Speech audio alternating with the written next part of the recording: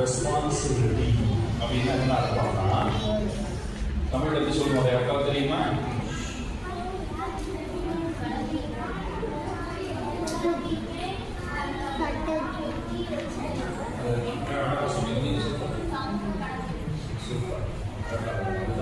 நீங்கள் விளக்கத்தை சொன்னீங்களோ அது அதனுடைய பொருள் என்னன்னு நீங்கள் சொன்னீங்களோ அது தமிழ் எப்படி சொல்லணும்னு கரெக்டாக சொன்னீங்க. சமூக பொறுப்புகள், சமூக கடமைகள். சமூக கடமைகள் அப்படின்னா அதில் என்னென்ன வரும் அப்படிங்கிறத சுருக்கம் அவங்களுக்கு புரியுற போல சொல்றதுக்கு முயற்சி பண்ணுறேன். சரி, நாம் இந்த உலகத்தில் இருக்கோம். நம்மளை சுற்றி நிறைய பேர் இருக்காங்க. நம்ம நம்மளை பற்றி கவலைப்பட்டா மட்டும் போதுமா? ஏன் நம்ம எல்லாரை பற்றியும் கவலைப்படணுமா? எல்லாரை பற்றியும் கவலைப்படணும். இப்போ எல்லாரும் சௌக்கியமா இருக்கான்னு வச்சுக்கோங்க, அதை பார்த்து நாம் கவலைப்படணுமா? எல்லாரும் சௌக்கியமா, எல்லாரை பற்றியும் கவலைப்படணும்னு சொன்னீங்க. எல்லாரும் சௌக்கியமா இருக்கா? யார் கஷ்டப்படுறாளோ அவளை பார்த்து நாம் கஷ்டப்படணும். யார் சந்தோஷமா இருக்காளோ அவளை பார்த்து நாம சந்தோஷப்படணும். நமக்காக நாம் கஷ்டப்படலாமா? படலாமா? சரி, கடவுள்னால ஏதாவது நடக்குமா? நாம் கஷ்டப்படுறதுனால ஏதாவது நடக்குமா? நம்மளுக்கு கஷ்டம் தான் கிடைக்கும். கஷ்டப்படுறோம்னு சொன்னா நமக்கு ஆறுதலா 2 பேர் வருவாங்க. அது மாதிரி 2 பேர் கஷ்டப்படுறாங்க, நாம ஆறுதலா போய் நிற்கணும். அதுதான் சொசைட்டி. இங்க எல்லாருமே நம்ம கிடைக்கும்போது இங்க எல்லாருமே நாம ஒருத்தர் சார்ந்துதான் இருக்கும், டிபெண்ட் பண்ணி தான் இருக்கோம் உலகத்துல. இங்க எல்லாருடைய தேவையும் இருக்கு, இருக்கா இல்லையா? இப்ப அந்த பெரிய பண்டிகை அப்படின்னா அதுக்கு எதிர சாப்பாடு போடுவாங்கல்ல, வாழை சாப்பாடு போடுறாங்களா? வாழை தானா வந்து நம்ம பாத்திரம் வந்து விடுமா? வாங்கிட்டு வரோம்.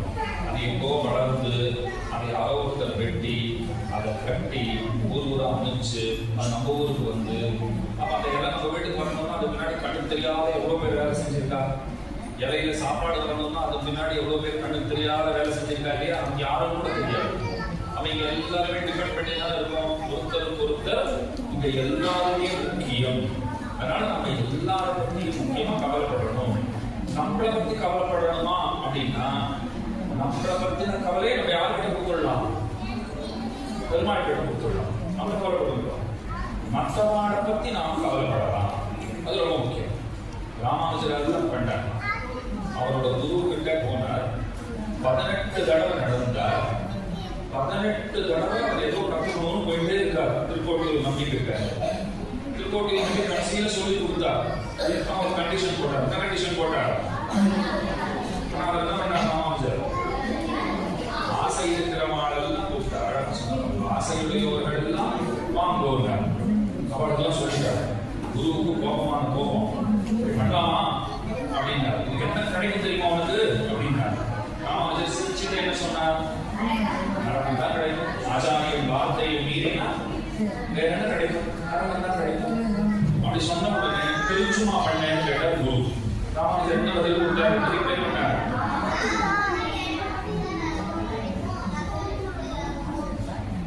இத்தனை பேர் மோட்சத்துக்கு போவாடு, இத்தனை பேர் பெருமாளுக்கு போவாங்க. அது போதும். இதே நம்ம என்ன தெரிஞ்சுக்கிறோம்னா உண்மையான பக்தன், ஒரு ட்ரூ டிவோட்டின்னு சொல்றோம் இல்லையா, அவன் தன்னை பத்தி கவலையே பட மாட்டான். மற்றவங்களை பத்தி தான் கவலைப்படுவான். நீங்க விவேகானந்தர் பத்தி கேள்விப்படுவீங்களா? விவேகானந்தர் வந்து சோசியல் சர்வீஸ் பண்றதுக்காக கிளம்பினார். அழகான கதை. சோசியல் சர்வீஸ் பண்றதுக்கு கிளம்பினார். அவர் அம்மாவா மதிக்கிற ஒரு அன்னை, ஒரு அம்மாவா மதிக்கிற ஒரு பெண்மணி. அந்த பெண்மணி கிட்ட அவர் போனார். நான் சோசியல் சர்வீஸ் பண்ணலான்னு இருக்கேன், நான் போட்டுமா அப்படின்னாரு. அந்த அம்மா என்ன தெரியுமா சொன்னா? உங்க கிச்சன்ல கத்தி வச்சிருக்கேன், போய் எடுத்துருவாங்க. இவர் என்ன சொல்லிருக்கார்? நான் சோசியல் சர்வீஸ் பண்ண போறேன், போட்டுமான்னு கேட்கிறார். அந்த அம்மா என்ன சொல்லணும்? வந்து போர் சொல்லணும். இல்ல இதற்கா உனக்கே 4 பேர் சர்வீஸ் பண்ற மாதிரி நீ இருக்க, அதனால நீ போகாதேன்னு சொல்லணும். அந்த அம்மா என்ன சொன்னா? கிச்சன்ல கத்தி எடுத்துருவோம் அப்படின்னா அவர் கத்தியை கொண்டு வந்து கொடுத்தார். கத்தி எப்படி இருக்கும்? கைப்பிடி இருக்கும் பார்த்தீங்களா? கீழே கைப்பிடி இருக்கும், மேல ஷார்ப்பான பாடம், ஷார்ப்பான பகுதி மேல இருக்கும் பார்த்தீங்களா? கத்தியை கொடுக்கும் போது நியாயமா எப்படி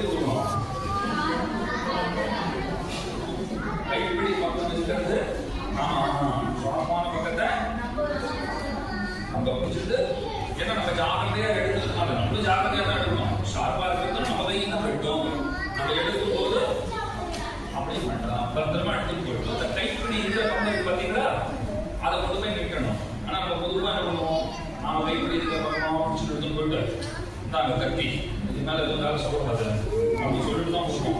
அந்த கண்டிஷனோட தான் அந்த வேலையே செய்வாங்க இல்லையா? விவேகானந்தர் என்ன பண்ணாங்க, ஷார்ப்பா இருக்கிற சைடு அவர் பிடிச்சிட்டார். அந்த கைப்பிடி இருக்கு இல்லையா, அதை அழகா கொடுத்து அந்த அம்மா கிட்ட கொடுத்தார். அந்த அம்மா என்ன தெரியுமா சொன்னா, நீ வெளியில போய் சோசியல் சர்வீஸ் பண்றதுக்கு தயாராகி விட்டாய், நீ போயிட்டு வாங்க. இப்ப நீ போகலாம். எப்போ எது கஷ்டமோ அதை நீ எடுத்துட்ட, ஷார்ப்பான பாட்டை நீ பிடிச்சிட்ட, கைப்பிடிய மற்றவர்களுக்கு கொடுத்த சௌகரியத்தை மற்றவர்களுக்கு கொடுத்தாய். மற்றவங்களை கம்ஃபர்ட்டா வச்சுக்கணும், நம்மளை கட்டத்துல வச்சுக்கணும். அப்பதான் சோசியல் சர்வீஸ்ங்கிறதையே பண்ண முடியும். இது உங்களுக்கு புரியறதுக்கு ஒரு கதை சொல்றேன். ஒரு சாது சன்னியாசி இருந்தார் நாட்டிலேயே. அவர் கங்கையில குளிக்கணும்னு போனார். கங்கையில குளிச்சா ரொம்ப புண்ணியம். கேள்விப்பட்டீங்களா? கேள்விப்பட்டீங்களா? கங்கையோட புனிதமான ஒரு நதி இருக்கிறது. எது? ஏன் அவ்வளவு புனிதம்? அது அந்த பாடியா இருக்கு, மறைஞ்சிருக்கு, அதனால புனிதம். அதான் ஆழ்வா சரஸ்வதி அப்படி சொல்றீங்க. கங்கையிலான புனிதமானது சரஸ்வதி சொல்லியிருக்கா. யமுனையும் ஆண்டாள் சொல்லியிருக்கா, புரியவேண்டிய யமுனையும் சொல்லியிருக்கா. கங்கையை காட்டிலும் நதின்னு சொல்லுறீங்க. காவேரி அவசரம் கங்கையே புனிதமாய காவிரி அப்படின்னு பண்ணியிருக்காங்க. அது இருக்கட்டும், கேளுங்க. ஒரு சாமியார் கங்கையில குளிக்கணும்னு போனார். கங்கையில குளிச்சுட்டு வந்தார். படியேறி வரார். படியேறி வச்சு அங்க ஒரு ஆள் உட்காந்துருந்தான். வாயில நல்லா கத்திர பாக்கெல்லாம் போட்டு தொடர்ந்துட்டே இருக்கான். வாயை பண்ணிட்டே இருக்கான். அந்த பாவம் அந்த சாமியார் குளிச்சுட்டு வந்தாருக்கோ அவர் மேலே துப்பிட்டான். உங்களுக்கு என்ன ஒரு வந்துட்டா நினைச்சிட்டு நீ நான் குளிச்சுட்டு வந்துருக்கேன், ஆளப்பா நேரத்துக்கு புரியா நீ என்ன செய்யற வரவனே போக மாட்டோமா சண்டைக்கு? ஆளுக்கு அதெல்லாம் கேட்க மாட்டோமா? கேட்க மாட்டோமா? முடியா அப்படியா அப்படின்னு கேட்டீங்க. கோபமா வராதா? யாரா இருந்தாலும் கோபம். உங்களுக்கு கோபமா வராதா? முடியா அது பாட்டாரு மேல நான் சொல்லிட்டு திரும்ப கங்கைக்கு போனார். திரும்பவும் முடிச்சுட்டு வந்தார். திரும்பவும் 2 தடவை வாயில போட்டு கவர்ந்துட்டே இருந்தான். கிட்ட அவர் அடிச்சுட்டு குளிச்சு வந்துட்டாங்க. அவர் திரும்பவும் போய் குளிச்சுட்டு வந்தார். திரும்பவும் துப்பினான். 1 தடவை இல்லை, 2 தடவை இல்லை, 3 தடவை துப்பினான். 3 தடவை அவர் போய் குளிச்சுட்டு வந்தார். ஒன்றுமே சொல்லலாம் அவன்கிட்ட. அவர் குளிச்சுட்டு வந்துட்டே இருக்கார். 3 தடவை அப்படி ஆன உடனே அவனுக்கே வெக்கமா போச்சு.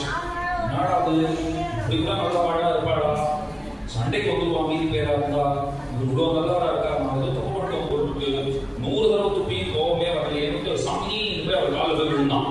அவர் காலை பிடிச்சுட்டான். அவர் சொன்னார், இருப்பா நீ ஏன்பா என் காலை பிடிச்சிக்கிற அப்படின்னா. இல்ல நான் 100 தடவை மேல துப்பிட்டேன், உங்களுக்கு கோவமே வரலையே சாமி அப்படின்னா. அவர் என்ன தெரியுமா சொன்னார், 1 தடவை கங்கையில குளிக்கிறதுக்கே புண்ணியம் பண்ணிருக்கணும். உன்னால நான் 100 தடவை குளிச்சேன், நான் தான் உன்னை சேவிக்கணுங்க. என்ன சொன்ன? நான் தான் உன்னை சேவிக்கணும்பா. நீ போய் என் காலை பிடிச்சிட்டு இருக்கேன், நான் தான் உன் காலை பிடிக்கணும். 100 தடவை குளிச்சிருக்கேன் கங்கையில, எல்லாருக்கும் கிடைக்குமா 100 தடவை குளிக்கிறதுக்கு? அவன் பார்த்தான், ரொம்ப நல்லதா இருக்கீங்களே சாமி, நான் ஒன்றும் வேணும்னு உங்க பேரை துப்பல. இனிமே தான் கதை இருந்தா பேர் நான் ஒன்றும் வேணும்னு உங்க மேல துப்பல. இந்த ஊர்ல ஒருத்தர் இருக்காரு, அவர் உங்களை கண்டாலே பிடிக்காது. இந்த ஊர்ல யாரோ ஒருத்தர் இருக்காரு, இங்கே கண்டாரு, உங்களை கண்டாலே அவருக்கு பிடிக்காது. அவர் தான் என்ன கூட்டுறது நான் சொன்னார், அந்த சாமியார் குளிச்சுட்டு வருவார். அவர் மேல துப்பும்போ நீங்க துப்பினோடனே அவருக்கு கோபம் வரும். யார் மேல துப்பினாலே அவர் சண்டைக்கு வருவார். உங்க கழுத்து பிடிச்சி சண்டையெல்லாம் போடுவார். மனதில் கட்டி புரண்டு சண்டையெல்லாம் நடக்கும். சாதாரணமாக தான் நடக்கும். சாதாரண சண்டை போடுறது, சண்டையை அடிக்கிறது, கீழே பிடிச்சி தொடர்றது, குத்துறது நடக்குமா? நடக்கா? நடக்கும். மனதில் கட்டி புரண்டு சண்டை போட்டா அந்த சாமியார் வந்து ஊர்ல எல்லாரும் என்ன பேசுவா? பெரிய சுவாமின்னு நினைச்சிட்டு இருக்கோம். இந்த மாதிரி மணல்ல போய் கட்டி முன்னாடி நடந்ததெல்லாம் யாரும் பேச மாட்டாங்க, மேல துப்பினதெல்லாம் யாரும் பார்க்க மாட்டான். நான் என்ன சொல்லுவேன், போய் உங்களுக்கு தெரியுமா சார், அவன் மேல துப்பினா சார் அப்படின்னா, துப்பினா சண்டைக்கு போனா இதான் அடிப்பீங்களா, உங்களுக்கு ஒரு டோர் இல்லையா, கேட்டா மாட்டாடா. அதெல்லாம் எதிர்பார்த்து இந்த துப்பர ஆசாமி கிட்ட ஒரு பணக்காரன் என்ன பண்ணான்னா, அவரை மட்டும் உங்க கூட இறங்கி வீதியில் அப்படி சண்டை போட்டாருன்னு வச்சுக்கோ, உனக்கு நான் ஒரு கோல்டு வாங்கி தரேன் சொன்னா, உனக்கு நான் ஒரு கோல்டு வாங்கி தரேன், ஆனா நீ என்ன செய்யணும்? அவன் மேல துப்பணும், அவருக்கு கோபம் வரணும், நீ அவருக்கு சண்டை போடணும், 2 பேரும் மணல்ல புரண்டு அப்படியே சண்டை போட்டுட்டே இருக்கணும். இதெல்லாம் நடந்தா அவனுக்கு என்ன தரேன்னு சொல்லியிருந்தான்?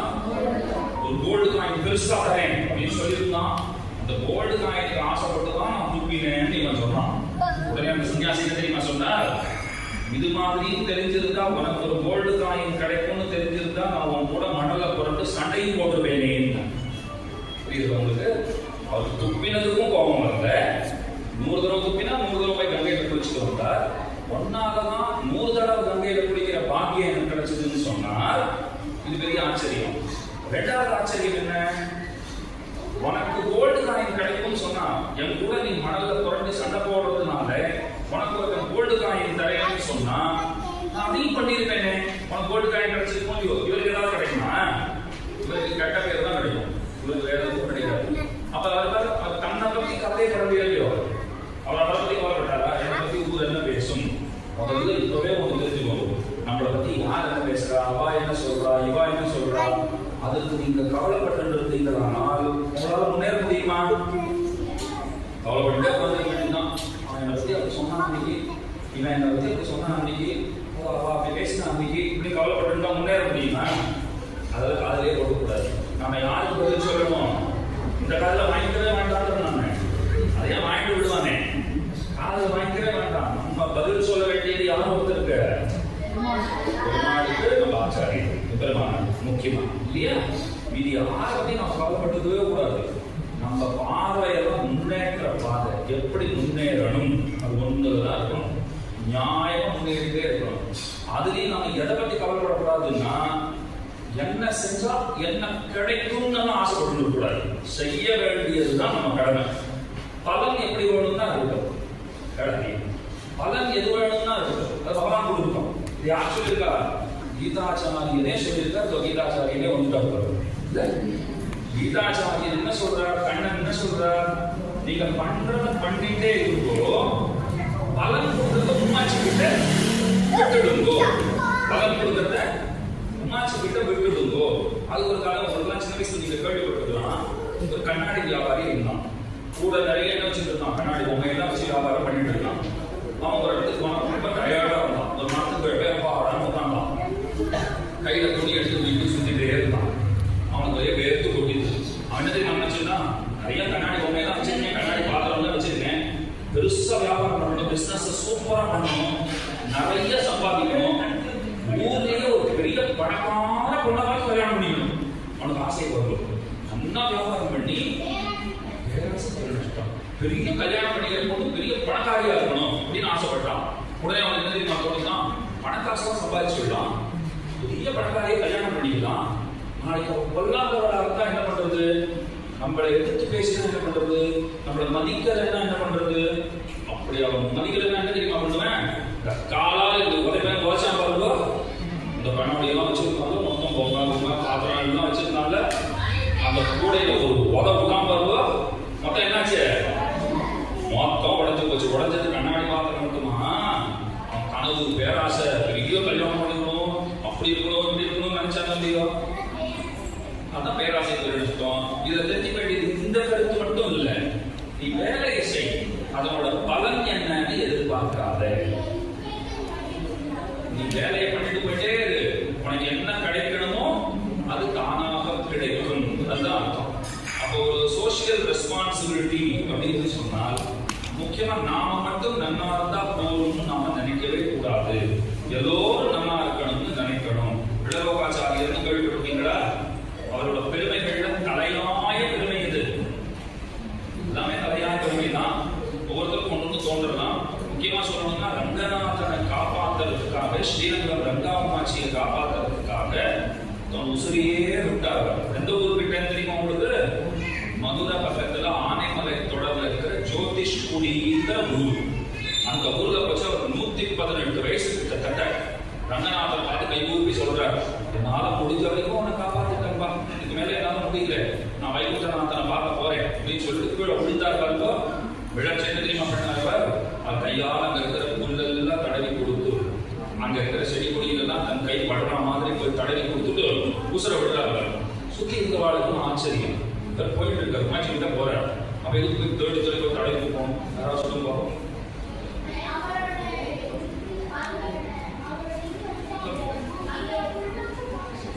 இந்த புல்லுக்கு நீங்க அர்த்தம் சொல்ல வந்தீங்களோ உங்களுக்கு வார்த்தைகள் சரியா கிடைக்கும். அந்த புல்லுக்கும் மோட்சம் கிடைக்கணும். ஏன்னா சாஸ்திரம் என்ன சொல்றது தெரியுமா?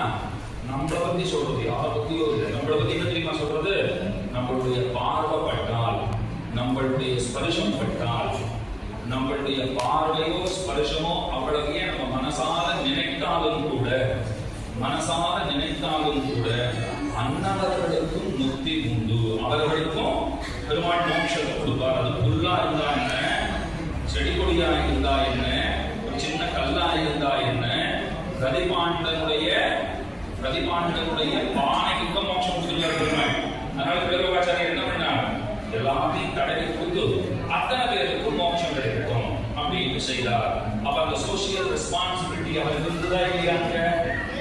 தன்னை போல எல்லாரும் பகவானுடைய அனுகிரகத்தை பெறணும்னு ஆசைப்பட்டு செஞ்சாரா இல்லையா? அது ஒண்ணு. இன்னொன்னு, சம்பிரதாயத்துக்கும் சோசியல் ரெஸ்பான்சிபிலிட்டிக்கும் என்ன சம்பந்தம்னு கேட்டீங்களானால், ராமானுஜ சம்பிரதாயத்துல ஆறு வேணும்னாலும் பகவானுக்கு அடியவர் ஆகலாம். இதுல எந்த மதத்திலையும் சிறப்பா சொல்லப்படலை. இங்க ஜாதியினால ஸ்ரீவைஷ்ணவர் ஆகக்கூடாதுன்னு யாரையாவது தள்ளி வச்சிருக்கோமா? கிடையவே கிடையாது. எல்லாரும் ஸ்ரீவைஷ்ணவர்கள் ஆகலாம், எல்லாரும் சமாசிரயணம் பண்ணிக் கொள்ளலாம் அப்படிங்கிறது சொல்லப்பட்டிருக்கிற ஒரே மதம். பிறவியினால யாரும் கிடையாது. அதிகாரம் தகுதிங்கிறது எல்லோருக்கும் இருக்கிறது அப்படின்னு சொல்லப்பட்டிருக்கிற உயர்ந்த சம்பிரதாயம். இந்த சம்பிரதாயத்தை சேர்ந்த உங்கள் அத்தனை பேருக்கு, இந்த குழந்தைகளுக்கு எல்லாம் எத்தனை நாளா இந்த பயிற்சி முகாம் நடக்கிறது? 5 நாளா நடக்கிறதுல உங்களுக்கு யூஸ்ஃபுல்லா இருந்ததா? நிறைய விஷயங்களை கத்துட்டீங்களா? ஸ்போக்கன் சன்ஸ்கிரிட், கிரந்த லிபி, அதுக்கு மேல யோகா, அதுக்கு மேல மெடிடேஷன்லாம் இருந்ததுன்னா ஒரு நாள் மெடிடேஷன் தான் வேலையே இல்லையா? தியானம் தான் சரியா பண்ணணும். அதெல்லாம் ரொம்ப முக்கியம் சொல்லி கொடுத்தாலா? முக்கியமா நீங்க தெரிஞ்சு வேண்டியது பொறுமையா இருக்கும். எதிர்க்க எல்லாம் வந்தாலும் சரி பார்த்துக்கா அப்படிங்கிற நம்பிக்கையோடு இருக்கணும். அப்ப உங்களுடைய ரெஸ்பான்சிபிலிட்டிக்கு நான் என்னன்னு சொல்றேன், அடுத்த வருஷம் இன்னும் 25 குழந்தைகளை நீங்க கூட்டிட்டு வரணும்.